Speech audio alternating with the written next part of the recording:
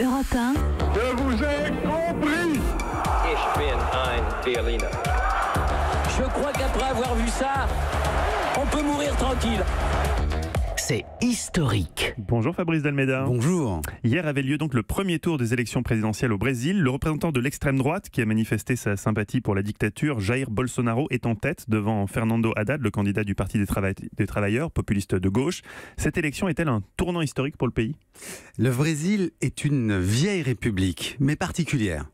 Tout a commencé en 1888 avec l'abolition de l'esclavage qui fâche une partie des élites avec l'Empire en place depuis 1822. Les grands propriétaires se sentent trahis par l'empereur Pedro II. La crise économique n'arrange rien. La petite musique républicaine monte en puissance depuis longtemps dans les rangs militaires.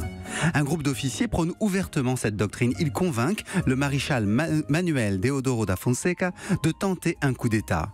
Héros de guerre, Deodoro est franc-maçon et positiviste. Le coup d'État, selon lui, apportera le progrès.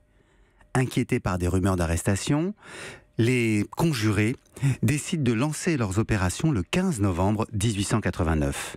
Ils occupent le quartier général et le ministère de la guerre. Ils détiennent le ministre. Dans la salle du conseil municipal de Rio, plus tard, ce même jour, la République fédérale est proclamée. Deodoro dirige le gouvernement provisoire. Il est ovationné comme un dictateur.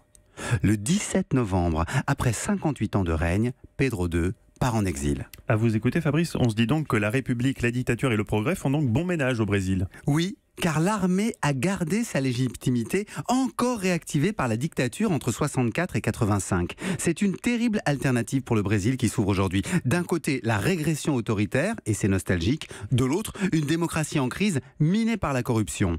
Deux démons qui n'en finissent pas de hanter les peuples.